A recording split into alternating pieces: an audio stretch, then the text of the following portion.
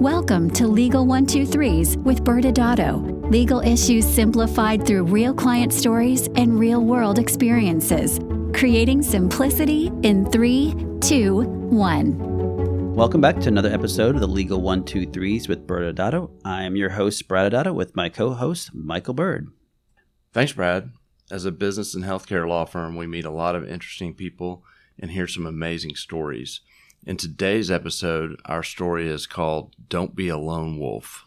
And this is not from the movie The Hangover, where you're the one-man wolf pack, right? Unfortunately, I don't think it'll be that interesting, but it's going to be cool. Excellent. Brad, do you remember the $6 Million Man? Of course I do.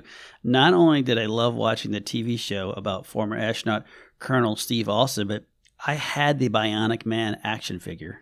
I did too. I think most of the listeners may not know who the Bionic Man is. You remember his name, Colonel Steve Austin? So the story was in the show in the 70s that he was horribly injured and had to have massive surgery to fix him, thus the $6 Million Man. According to Google, today it would cost $30 million to fix him. And, basically he had his right arm, his legs, his left eye were all replaced with bionic implants that gave him all these superpowers. And it raises the question, I wonder if he had stem cell treatment. Well, I'm sure that if they're reshooting the Bionic Man in 2020, they probably would consider using some type of enhanced stem cells along with other bionic parts. But I think like a lot of things, they'd soon realize that stem cell treatments are controversial and heavily regulated. Why do I feel like today's story is going to be about stem cell? Why don't we find out? Do you want to tell us your story? I think we will. Like all good stories, this one starts with a dark and stormy night. Well, not really. But after hearing this story, it feels like a horror story. It involves friendship, betrayal, greed, regret. The story starts off with an orthopedic surgeon, we'll just call him Dr. Bear, who's a well-known national speaker. He was always looking ways to improve his patient care, and it was an innovator in that sense. Brad, why Dr. Bear? Okay, well, this guy, he's a pretty big guy, and as both of you know, I'm not a very big person, but this guy played college football, so big guy, and every single time he saw me, he gave me a giant bear hug. Fair enough. Dr. Bear it is. So Dr. Bear became convinced that if he would use stem cell injections, he could successfully find ways to help alleviate pain without surgery, which is a big deal because considering he was a surgeon, but he was still trying to find ways to help his patients. And when he found out this new knowledge, he really was like, okay, I have to go find someone to help launch this clinic. I don't want to do it by myself. Well, a little context for the audience.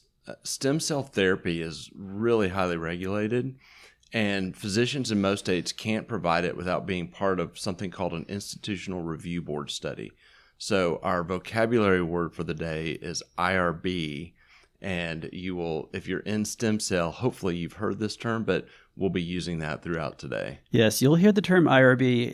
It will become critical to the story as we progress, but I'll keep going. So as Michael mentioned, he needed to find an organization that he could partner with that knew how to do these correctly. And he reached out to another physician that we'll just call him Dr. Stem Cell and decided to partner with him. So I'm guessing that Dr. Stem Cell has a strong background in stem cells? And you would be correct. Dr. Stem Cell had been one of the first pioneers out there as using stem cells as another means for treatment. Also well-known speaker, scientist, researcher. And so, Dr. Bear had known him over the years from being in the speaking circuit with him. He was, Dr. Stem Cell was excited about this opportunity as Dr. Bear was, as figuring out, could we figure out ways to work together? And not only that, because these two gentlemen were so well known, Dr. Stem Cell's key team members, Mr. Greedy and Miss Indisputable, I'm guessing that was intentional, these fictitious names. All will be revealed soon.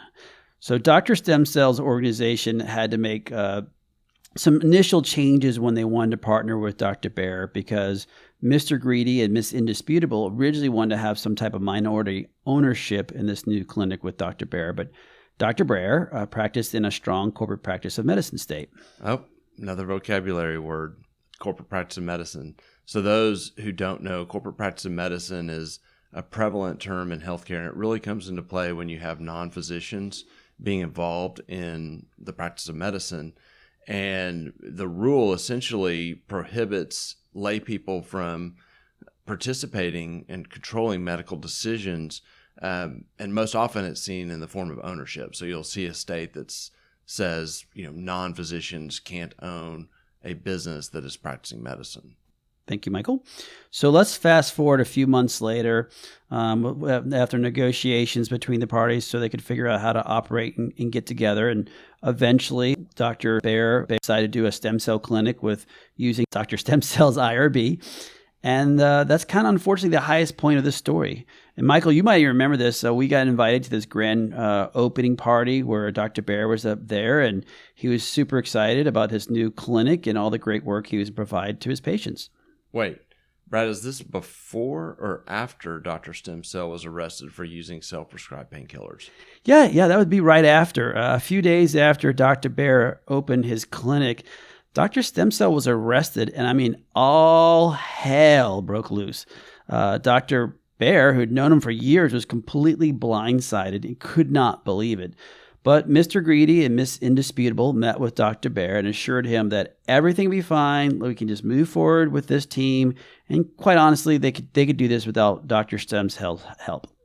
And so they helped start and run it. Wait, didn't Miss Indisputable temporarily live with Dr. Baer or in his guest house? Yeah, that's actually a good memory. Yeah, Miss Indisputable was from another state. And so when she moved to the town where Dr. Baer practiced, he just said, "Yeah, why don't you just live with me for a little bit?" And she did. And now going back to her name, she was pretty competent as to what she could or you could not do. So Miss Indisputable was so confident. Unfortunately, she ran off a lot of Dr. Baer's providers that were disagreeing with the way she ran things. Was Miss Indisputable even a medical provider? No. She was just someone who was never in doubt as to how it had to be done.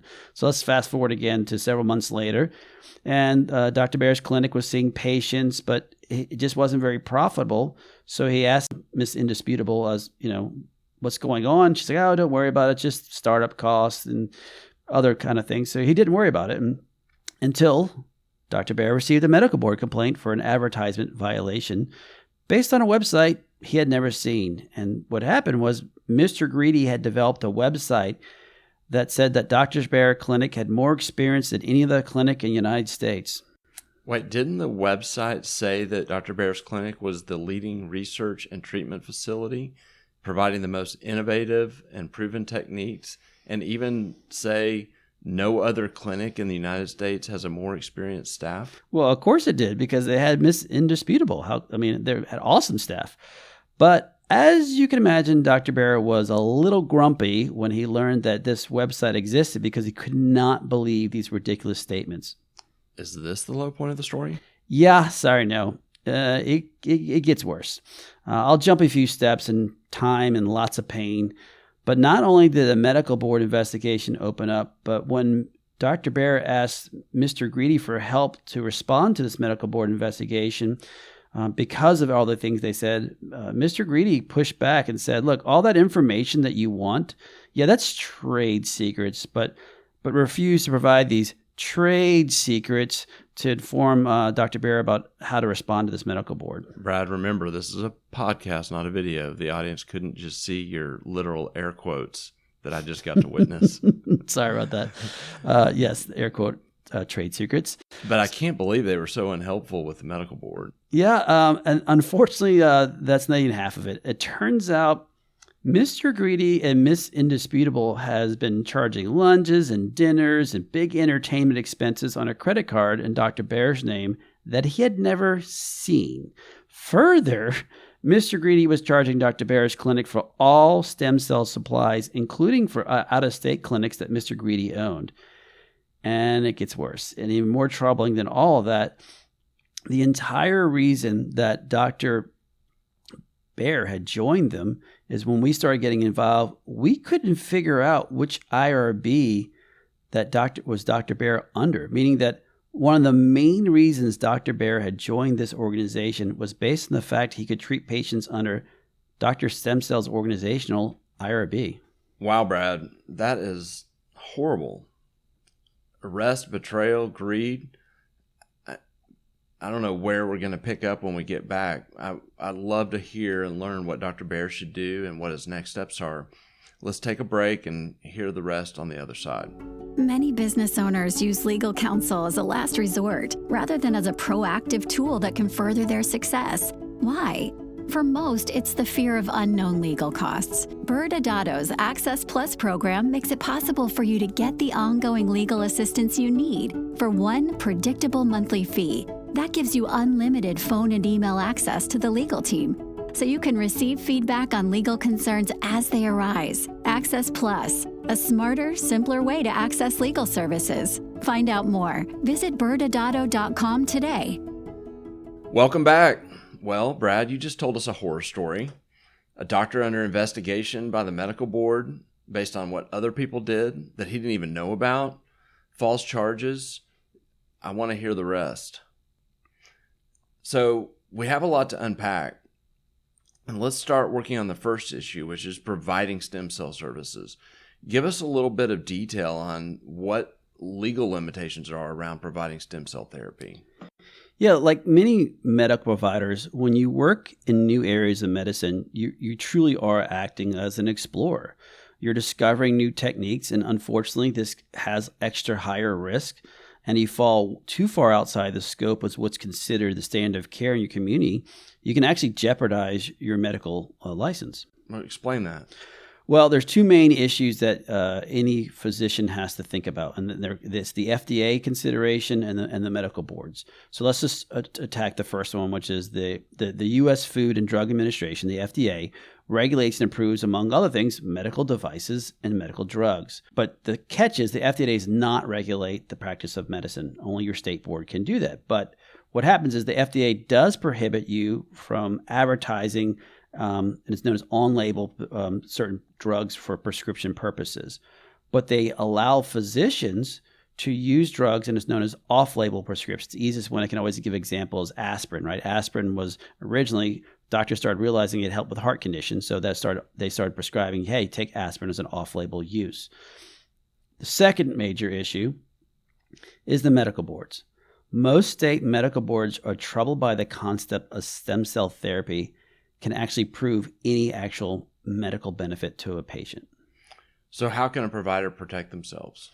Well, overall, the best way to insulate yourself is, number one, become an expert, educate yourself, and document everything you've done to get yourself there. But number two, you definitely need to make sure that you have an informed consent from your patients, meaning that if you're going to be doing an off-label use of a drug or device, and you're going to use some type of unproven investigational therapy, you need to let them know about this, explain it to them, let them sign off on that written consent. And finally, if you're using stem cells in particular, most states do require you to have an institutional review board study, an IRB, as Michael mentioned earlier. Brad, that's a lot of paperwork, a lot of administrative stuff.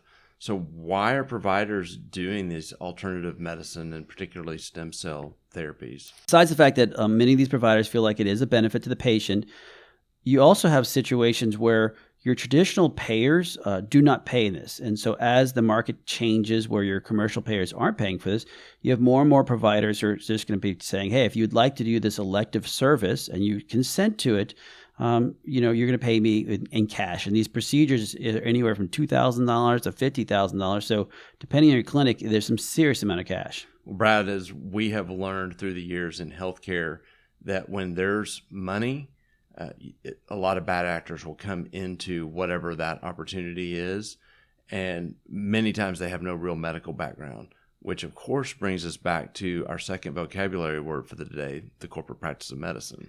Any person who's looking to develop a stem cell clinic or any other type of alternative medicine practice, a wellness clinic, you have to remember that if you're diagnosing or developing a treatment plan or piercing the skin, in most states, that constitutes the practice of medicine. And so depending on your state law, you're either going to have a physician or an independent or a nurse practitioner with independent authority has to be involved in the control of the medical decision making. And that control can be stronger, and it varies in different corporate practice of medicine states, to the point in some states the physician must have some type of ownership. So let's just look at New York real quick.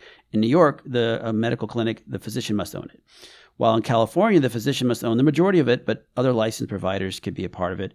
Or they can go to Ohio, where anyone can own it, but you still have to have a medical provider helping make medical decisions. So every state's different. Yeah, and that's the key takeaway for the audience. It does vary so much by state. For timing purposes, we can't get into corporate practice of medicine. We could do an entire podcast on the ins and outs of that. But we work with non-physicians in these strong corporate practice of medicine states, and there is a way to do it. So we just advise that you make it a priority to understand if you're doing business with a non-physician, or if you're a non-physician in a provider-based practice, to get legal counsel to make sure you're setting it up correctly. But let's pause on that and get back to the medical board investigation. What happened? So, as we noted, the medical industry already has a whole bunch of rules that you have to abide by.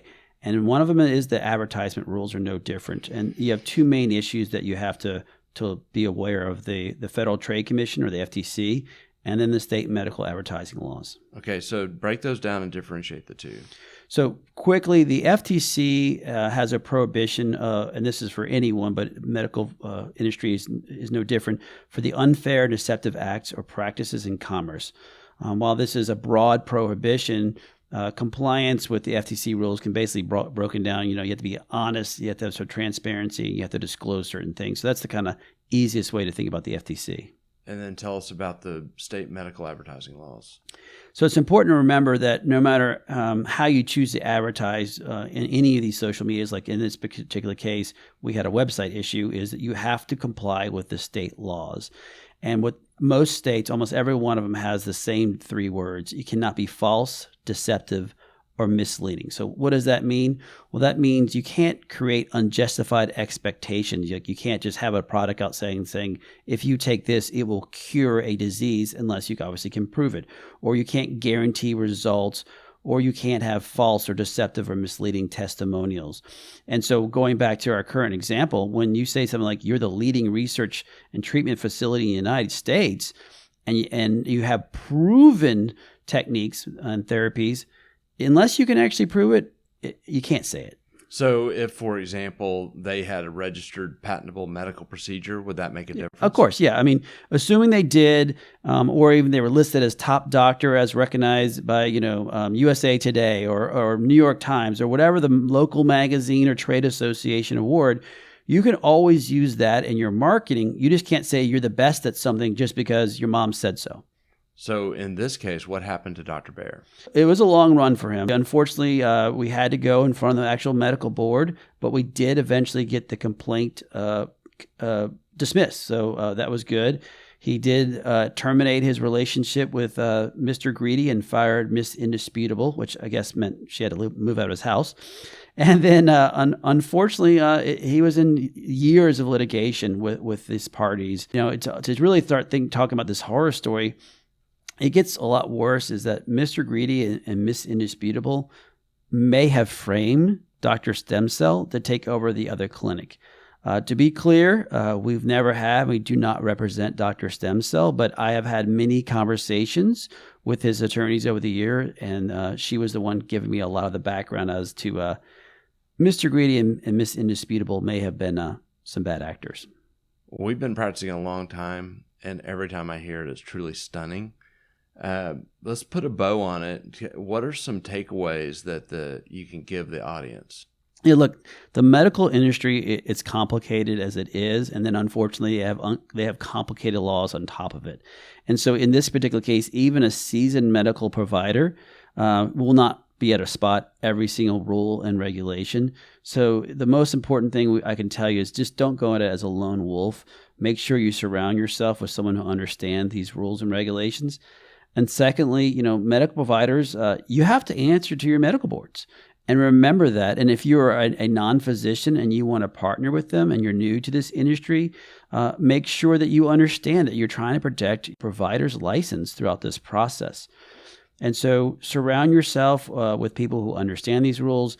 If you are partnering with a non-physician who's new to this industry, make sure you check or double check or have someone make sure that they understand what these rules are, or they have surrounded themselves with someone does, because ultimately you as the medical provider, it's on you, and you have to comply with these rules and you have to understand it. Brad, I'm going to circle back. I think I have some bad news for both of us. I'm starting to think the $6 million man did not, in fact, have stem cell therapy, but even worse, I think it might not be a real person. Thanks again for joining us today. And remember, if you like this episode, please subscribe, make sure to give us a 5-star rating, and share with your friends. You can also sign up for the ByrdAdatto newsletter by going to our website at ByrdAdatto.com. ByrdAdatto is providing this podcast as a public service. This podcast is for educational purposes only. This podcast does not constitute legal advice, nor does it establish an attorney-client relationship. Reference to any specific product or entity does not constitute an endorsement or recommendation by ByrdAdatto. The views expressed by guests are their own, and their appearance on the program does not imply an endorsement of them or any entity they represent. Please consult with an attorney on your legal issues.